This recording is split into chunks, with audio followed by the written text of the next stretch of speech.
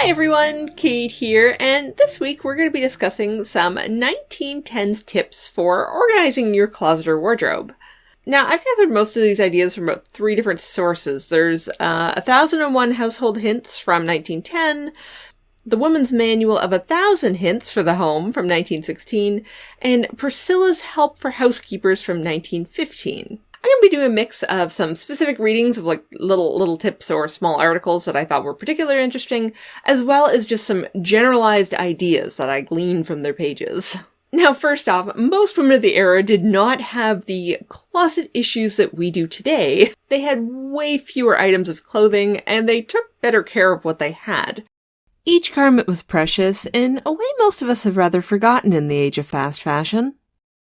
Clothing was expensive, it was difficult to procure, it took time to make if you were making or having stuff altered, so you treated it well. So while these tips are storage and organization related, keep in mind that the main goal of an Edwardian closet was to keep your clothes safe, not necessarily to jam in as many as possible. In a similar vein, the Edwardian period also saw a rise to more simple and hygienic spaces after the more cluttered Victorian days of yore. While there were many ways of trying to extend closet space, by adding in extra rods, shelves, or hooks in ingenious places, today we're going to be focusing more on ideas that are organization specific and can be used regardless of your closet size.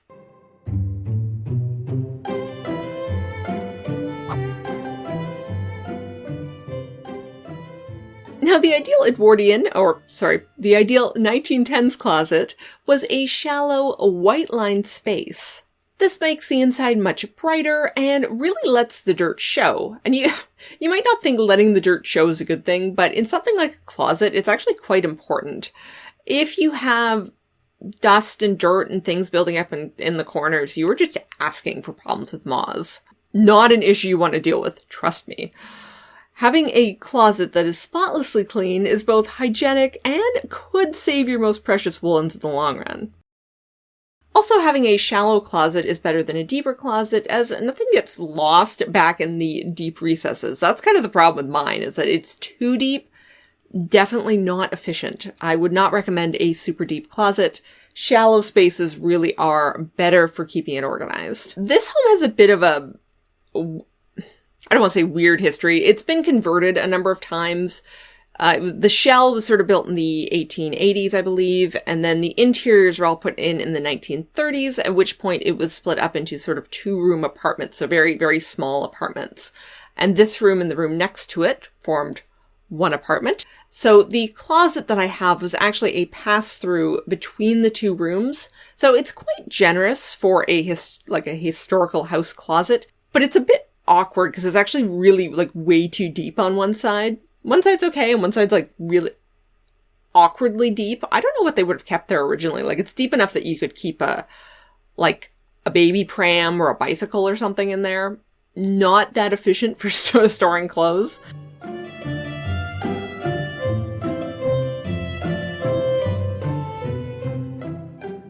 Okay, so first on my list is a seasonal swap. This was a very common practice in the 1910s that involved packing away out-of-season clothing, usually in a trunk or an attic, or a trunk in an attic. There are a number of benefits to this practice. Firstly, your closet isn't jammed full of items you can't actually wear at the moment. It makes it a lot harder to see what you can wear when the space is cluttered up with clothing that you can't. Secondly, this seasonal swap is a really good time to both care for your garments as well as what we nowadays would call doing a declutter. Before packing away, inspect each garment and make any repairs that are needed. Or if its time has come to an end, don't bother packing it away. Set it aside to either donate or cut it up for rags, depending on the state of the poor thing. My clothing usually falls into the rag category. If it's bad enough that I'm getting rid of it, it's not suitable for anybody else. Although I did start making these really cute rag baskets lately. I use leftover clean fabric as well, but they're really cute. Now, traditionally, this seasonal swap is done in the spring and the fall. You'll want to pack away the clean clothing carefully. If it's not clean, it's likely to attract insects and pests, and also wouldn't smell that great, so clean everything thoroughly before packing it away. And if your clothing consists of natural fibers, you might want to throw in some cloves, lavender, or cedarwood to deter pests such as moths. Now, women used to wrap their clothing in newspaper as it apparently repelled insects or killed them. There was something in that ink that was not good for moths, and I suspect probably wasn't good for humans either. The modern equivalent would be some of those big, large plastic storage bags. I do use those for my coats, but I prefer just using cloth bags or wrapping in brown paper for some of the smaller articles.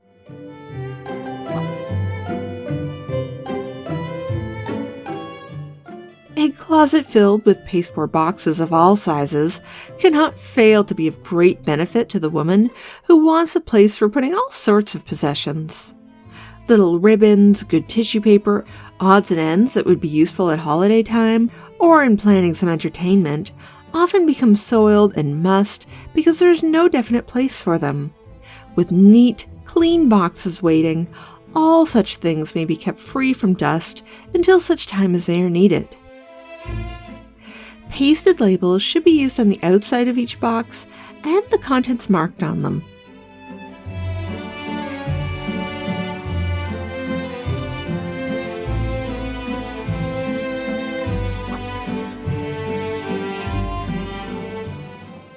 We obtained from a furnishing store a number of shirt boxes, and in them pack things which, although not in frequent use, must be at hand when needed. We numbered the boxes with conspicuously large figures, and in our cabinet cookbook placed cards correspondingly numbered. On the cards was written a complete list of the contents of the boxes. By referring first to the cards, one is able to locate any article.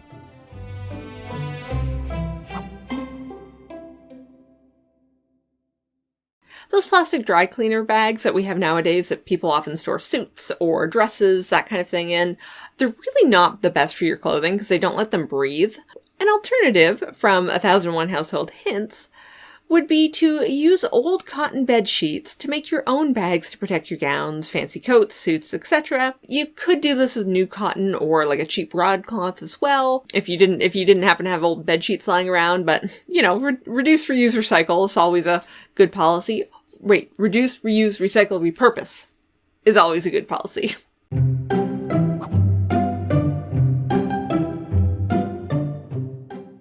Anyone once using china jars with lids to replace the old-time catch-alls and hair receivers on their dressing tables will acknowledge their superiority. They are entirely practical and sanitary and can be bought at 10-cent stores under the guise of cracker jars or sugar bowls. Or they may be as costly as the purse allows. I have 2 pairs on my dressing table. One I use for hair combings, the other for small belongings, such as handkerchiefs, jabots, ties, etc., awaiting laundering. 2 smaller ones I use for wire hairpins and odds and ends of jewelry.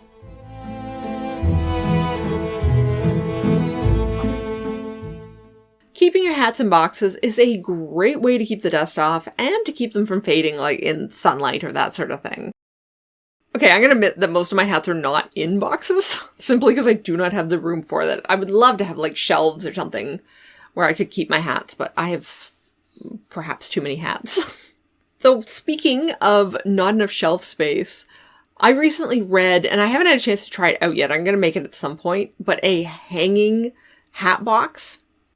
I kind of get the idea it's like a piece of cardboard, like fabric-covered cardboard on one side, and then sort of like a cloth drawstring on the other, and your hat sits inside, and you can hang it up if you want.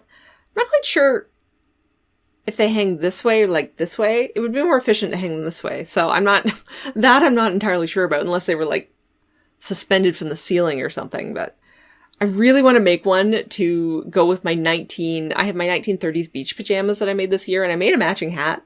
And I really like storing them together because they go together. I would not wear that hat with something else. And when I'm wearing my beach pajamas, I want to have my big flouncy 1930s beach hat to go with them.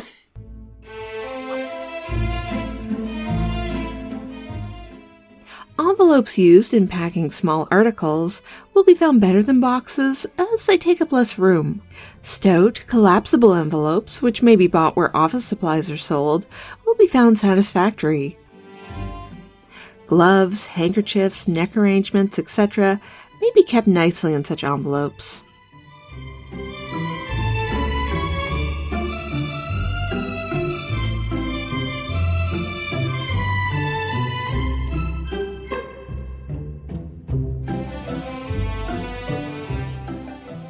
I find that one quite interesting. I haven't had a chance to try it as of filming this part. I may have tried it in some of the B-roll footage. It was probably more meant for packing, like for traveling or for packing stuff away over winter, that kind of thing. But I think it's really a good idea for items that you don't use too regularly. Like I have some gloves, some collars, a few ribbons and accessories, that sort of thing that I wear occasionally, but I don't wear often enough that I know where they always are. They just kind of get shoved in a drawer. Whereas if I had nice labeled envelopes, I could just have them all nicely sort of stacked in a box and could just maybe have like a master list and pull out and find what I'm looking for without having to search through a bunch of drawers to find that little thing that I've tucked somewhere. I don't know if you can get acid-free envelopes. You definitely, if you're storing like vintage or anything precious, you wouldn't want it touching something like with acid. So you'd either want to wrap it first in an acid-free tissue paper or see if you can find some acid-free envelopes. And there we have it. That's the end of the list today. I would love to know down in the comments if you have any of your own fun organization tips, historical or otherwise. I'm a bit of an organization junkie, so always looking for new ideas. I was actually super messy when I was younger. This whole being super organized thing is a learned skill. I think organization is a skill you can develop, and it's one that I have developed since becoming chronically ill. I have way less energy than I used to, and maintaining things takes a lot of energy. So I should say that it does take a fair bit of energy to get organized, but once you are organized, the daily energy output is much lower. Takes a bit of work to get there, but once you're there, it's fabulous. It also looks more aesthetically pleasing. Well, I guess that's pretty much it for today. As always, thank you for watching, and I will see you guys next time. Bye!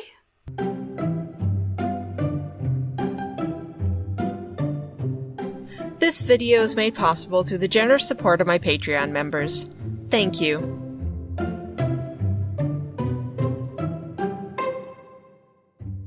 It really does make it a lot harder. What are you doing? Excuse me, I must go feed the cat or she's gonna knock over the light. We'll be back.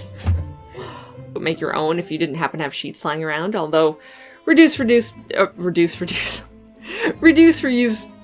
recycle. It's always a good policy if you can remember how to say it.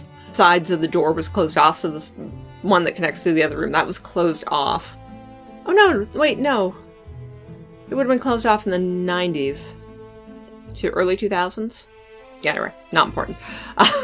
Now I've gathered most of these tips from, I think it was three different sources.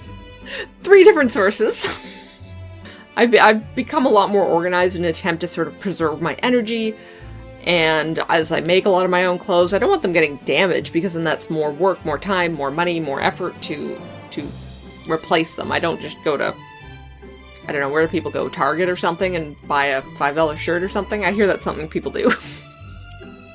They don't spend like 100 hours knitting a sweater. Apparently.